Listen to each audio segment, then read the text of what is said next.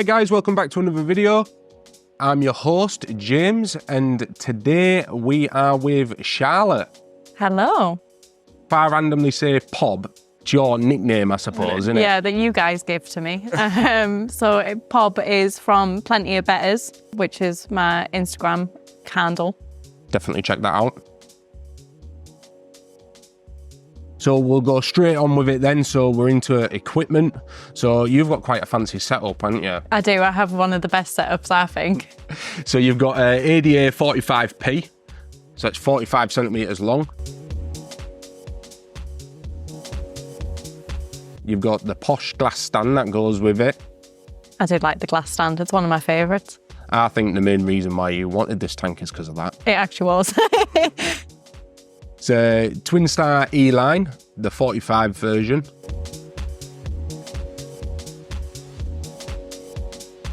Superjet 300. It did have a 150 on there, but we upgraded it for this one, didn't we? Yeah, and looks much better in the cabinet. Oh, for sure, when you've got everything on display. We've also got a fancy tower system by ADA. And the Attache regulator, that just smartens everything up. Does look really smart. There's obviously a few other bits and bobs on there, but we'll put them in the description. Hardscape time. Wonder what I'll choose. So you came in first with Amazonia. You did a thin layer first, just to kind of get a bit of a base going on. Yeah, so on my last scape I used the lava substrate to build up some height, but for this I kind of wanted it all quite level. Yeah. So it was just going to use the ADA Amazonia. And your rock of choice, you always go for that rock. No, I didn't actually. Last time I went for black lava, but that, I love the textures of it. I like the colour of it, and especially underwater, it goes like a nice blue colour as well. Yeah. It's a really nice rock to play around with. And you've got like loads of small like detailing stones in as well, so it just adds a nice little touch to it. Yeah, it's lovely stone. Coming in with manzanita. Shock. Yeah, definitely your favourite piece of wood, like type of wood. Yeah, definitely. It's just beautiful. There's nothing else like manzanita wood. Yeah, I always eye up all of the deliveries that we get. Definitely. We always go through them and I'm like, no, you're not having first pick.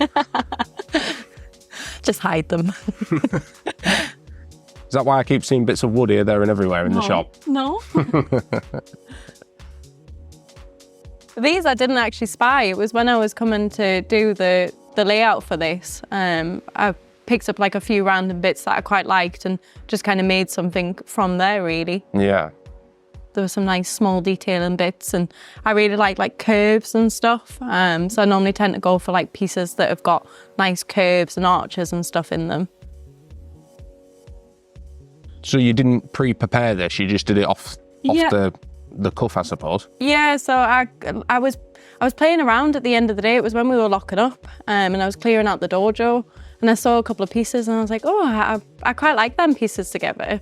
And yeah, just kind of like put them together, and I was like, I could work with that.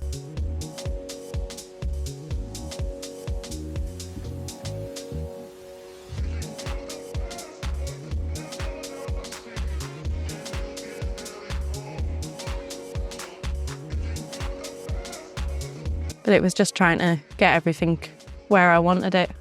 Some of the bits were quite fiddly because I wanted to balance them out first before I started gluing things together.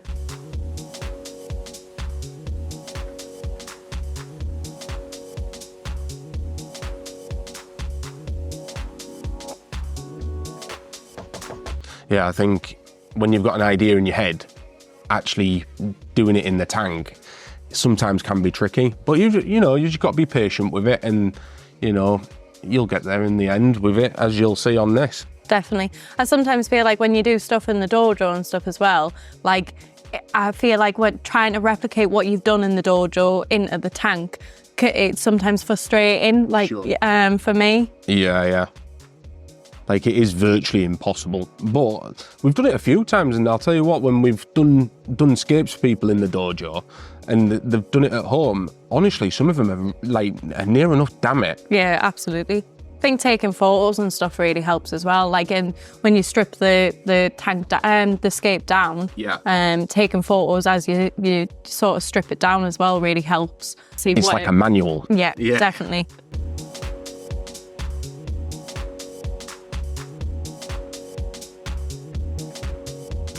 Glue time. I feel like I got more glue on me than I did the hardscape on this. At the end of the night, you were clearing it up off places, weren't you? So people who don't know this trick, it's tissue, as you can see here. I'm surprised you haven't responded to that. I can't. It's just giving me a filthy look. So you put the tissue in, and then we've got like a liquid glue that you'll see in a second, that you pour over the top, and it has a chemical reaction. I've seen it on many of our videos. We always point this out. As you can see, you just see the smoke coming up there. But yeah, you pour the liquid glue on, has a chemical reaction, just bonds everything into place so it doesn't shift. Makes the tissue paper it's kind of like a plastic, isn't it? Yeah, yeah.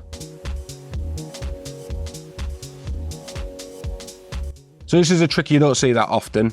Like, we haven't caught it on video, but a lot of people do it. Charlotte there is just literally just crushing it up with her fingers, making it into a powder. That was the soil that she's using in the base. With that glue there, and yeah, you just pour it over the top and it just blends all that white tissue into a soil. Yeah, I learned that trick from you actually. It was when I first started working here.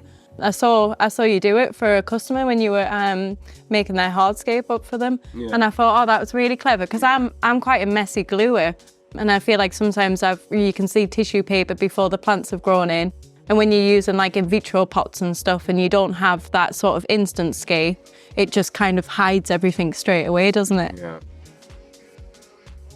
It's quite important there. The reason why I left that in is because when you stand back and actually look at the bigger picture of it, because as you can see, Charlotte's quite close to that tank, so she's only concentrating on certain spots. But every so often, it's nice just to stand back and just take it all in and just see if it flows correctly. Because sometimes you can get sucked into just like staring at one part of it. Definitely, and I think it's good to see it from like different angles and stuff as well. Obviously, with it being in the gallery, you've got different viewing points from it. Yeah.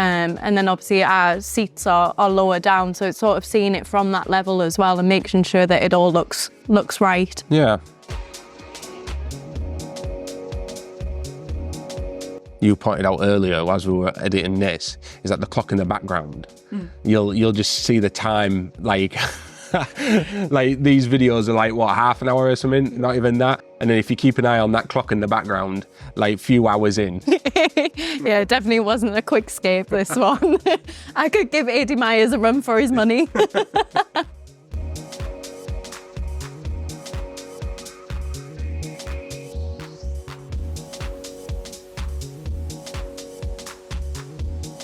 I sometimes feel like even though you've got a smaller like tank to work with, they can take just as long as sort of like a bigger tank, because it's all the detailing and sort of getting the scale and stuff right with them as well.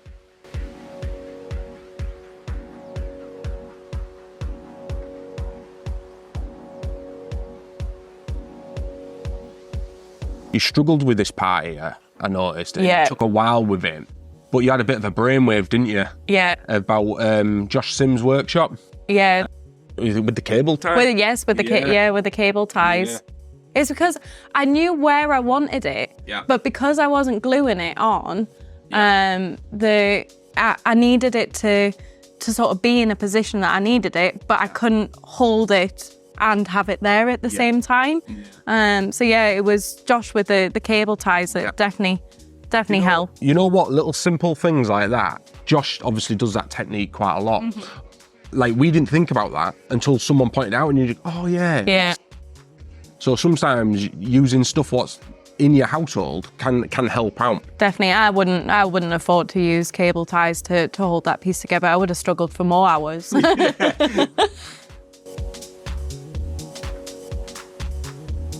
There you go, just doing the cable tying now. Oh, look how happy you are. I do look really happy, don't I? I remember when you first started this skip, you was like really nervous for being in front of a camera, but look how comfortable you are there. No, I don't look comfortable there with all the smoke from the glue, mind you. Yeah, that stuff, obviously, once it starts smoking, get your head out of the way. It's normally Nicole. Nicole normally uses so much glue that I'm like, Nicole, that is ridiculous. But on this scape, it was definitely me. We have to make it maintenance proof as well, don't we? Definitely. Yeah, especially with stem plants and stuff. I mean, you're always in there trimming and sort of moving, like shaping your plants. So it's got to be. Yeah, like look how spiky that wood is there. It's so easy to get knocked. Yeah. So you're just acknowledging there, Paul. I apologise though to Paul because I didn't make this one easy for him, to be fair.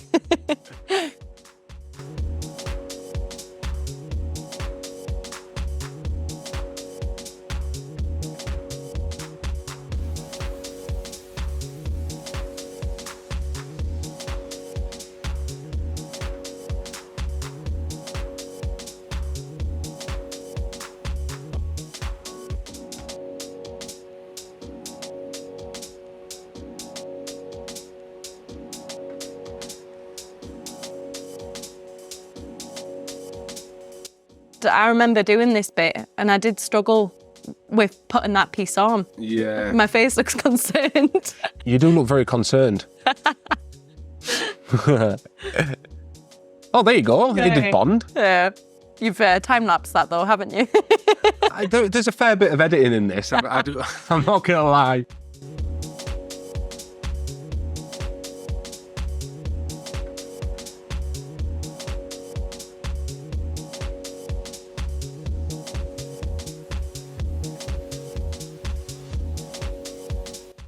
Putting in some finishing stones there. Yeah, that's what I mean. Like that stone in particular, it's just got some lovely like small bits and just for detailing. I mean, the textures and stuff on them's really, really nice. It's a clean, simple rock, but it still has a bit of texture. Keeps a lot of interest. Yeah. It is one of them stones that you can be used in a lot of setups like irigumis, nature aquariums, islandscapes, and it just works every single time. It does, definitely does. It is one of my favourite rocks at the moment. I mean, I'll always love a classic black lava, because I think that's really easy to sort of work with. But this is a firm favourite. Yeah.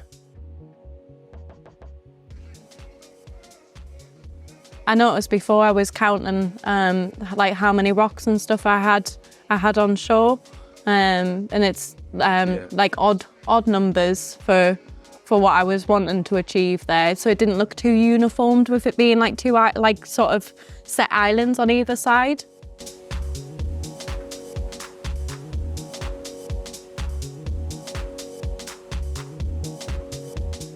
So were you happy with it then? I was happy with it. You look very happy there. Thanks. Gotta get my pop dance moves in. You do not, when you was like, oh, can you edit that out? No, we're keeping that in. You get a lot of people dancing on these videos, don't you? You do, yeah, there's a lot of dancers.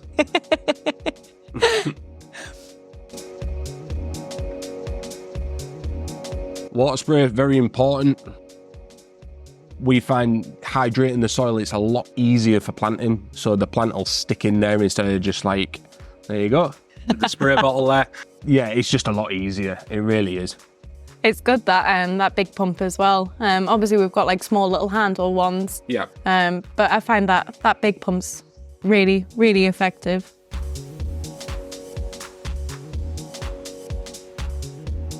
So your carpet at the front, you're coming in with Cuba. Yeah, I've not used, recently I've used Cuba, but I've never used it in like a personal scape before. But I wanted something really, really small and dainty. Yeah. I was actually going to use Gloss Stigma, if you can remember, but decided to change my mind and do the Cuba just to keep it nice and small and to scale, really. And to be honest, the HC Cuba that you're using there, there's only one other tank in the gallery that's got that, but with Glossostigma, you notice that obviously there's quite a few tanks with that in at the moment. Yeah.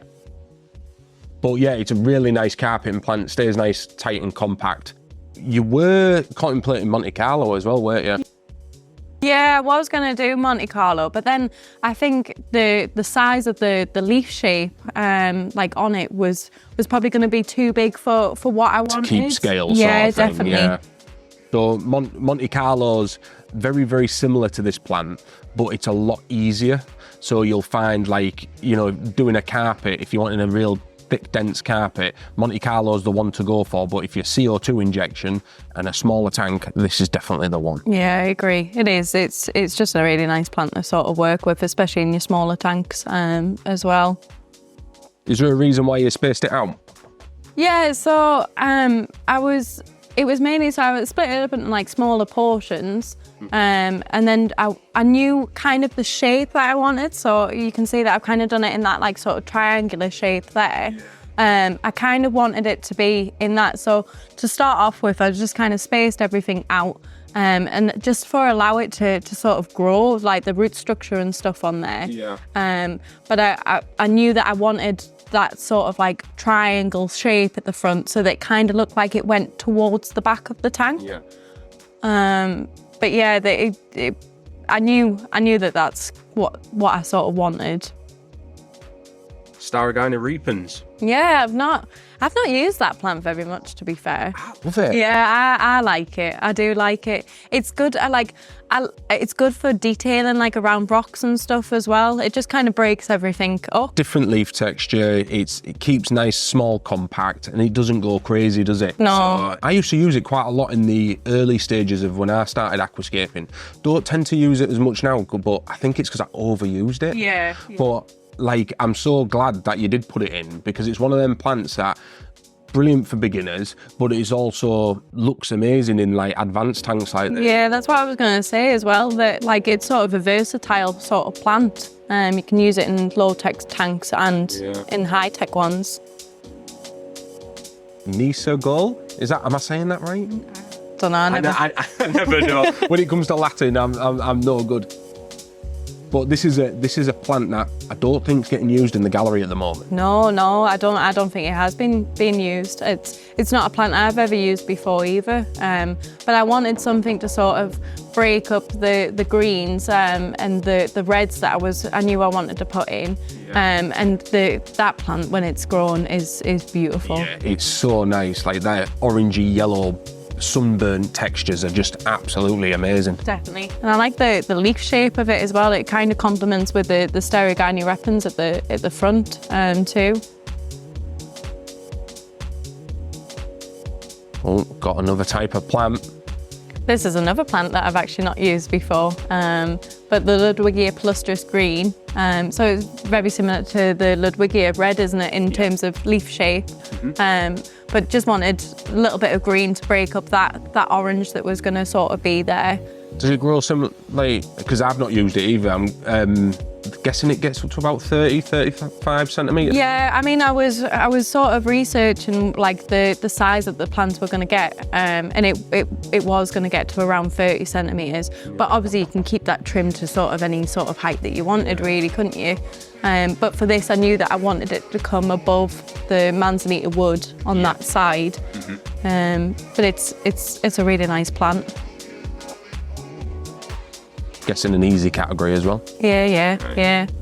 Nice, easy category plant. So again, you know, good for your low-tech scapes and your advanced scapes as well. My tweezer skills are shocking.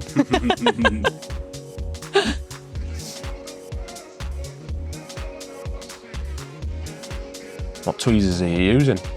The ADA ones? Yeah, I think I stole Nicole's ADA tweezers. I normally do. They're definitely her ADA tweezers. Oh yeah, I can see it there, yeah. Surprised she let you use them. Ah, well, you know, it's got to that stage, I don't ask. Is this Rotala bonsai you're putting in now? Yeah, I love that plant. I used it in like a previous scape as well, and it's just really nice to sort of break up everything and for detailing. For a rotala as well, the leaf shape is like completely different. It's like a round leaf instead of it being more elongated. Yeah. And I like the colours of it too. So it's obviously like the green with like the little pinky orange tips on it. Yeah. It is a pretty. Yeah, because on the new growth, it's a different colour to the growth that's like older, I suppose. Underneath, yeah. No, I like using that plant for sort of detailing around hardscape.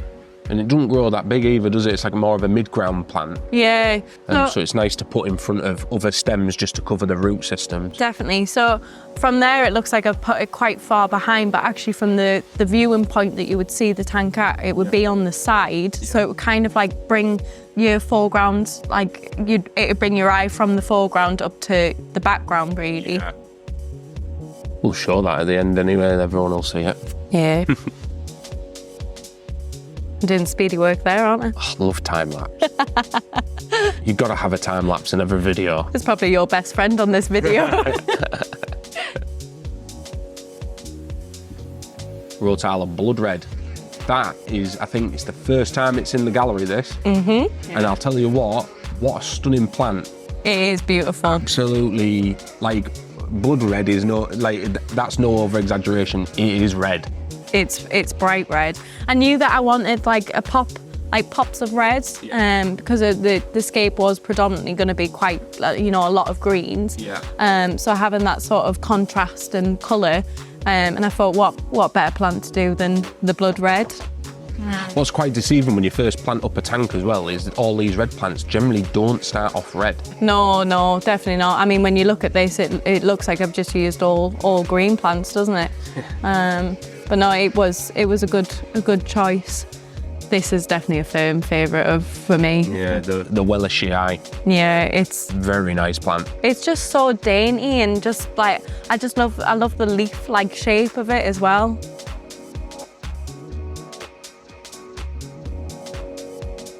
If you're really wanting to make a tank look bigger, this plant is a definite firm favourite, just because it's so thin-bladed. It keeps scale to the tank, where when you start using plants with like bigger leaves, it literally throws it off, doesn't it? And it makes the tank look small. Yeah, it does, definitely. And that was something I really wanted to stay away from, was like sort of bigger leaf plants. Yeah. Keeping it to smaller plants for this size tank.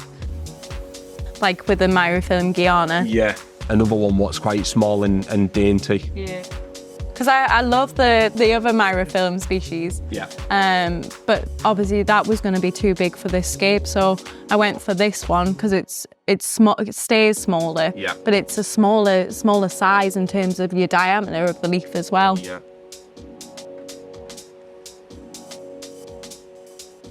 So we're on with epiphytes now. So for people who are new to the channel, epiphytes are plants that get glued onto wooden rock. So this is a family of epiphyte called Bucephalandra. So the first one is Bucephalandra needleleaf. Gorgeous plant that. Yeah. It's one of the smaller species. It's beautiful. I used it in the last gallery scape as well, and I said to Nicole, I was like, when we strip that tank, I'd like to keep all that boost. It was so healthy, and it's just beautiful. You know what, why not reuse plants? There's no point in letting them go to waste. If you can transfer them into other tanks when you strip down, or reuse what you've got, why not? Definitely, especially with epiphytes as well. Like they're so versatile. Yeah. You can use them pretty much on anything.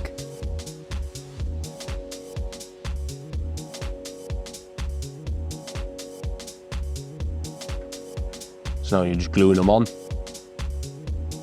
What glue are you using, Pop? Moss glue, so it's moss gel glue. It's moss gel glue. Me and you will be having words after this voiceover. But yeah, I prefer to glue stuff on rather than tying. I know that people do tying of like mosses and epiphytes and stuff. But that's like the traditional way of tying these epiphyte plants on. Yeah. Is using like moss cotton and stuff like that. Yeah, and I see people do it, and I think, oh, I wish I could do that, but I just feel like I've got no patience for it. I like quick and easy. So yeah, this method definitely works for me. I used another boost in there, didn't I? Oh, I don't know. Yeah, I think. Oh yes, it was the brownie ghost. It was the brownie ghost, yeah. Sorry, that's that darker one. Yeah, so you see dotted around. A little bit bigger leaf on it. We'll put up a full plant list anyway, because I'm bound to have missed something. So we'll put that in the description.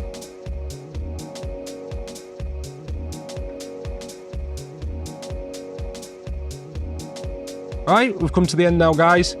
Hit like and subscribe if you like videos like this. If you stay on, you'll see a mini cinematic of Pob's tank. Thank you for being on, Pob. Thank you very much for letting me create a Hardscape in your gallery. All right, until next time, guys. Take care. Bye.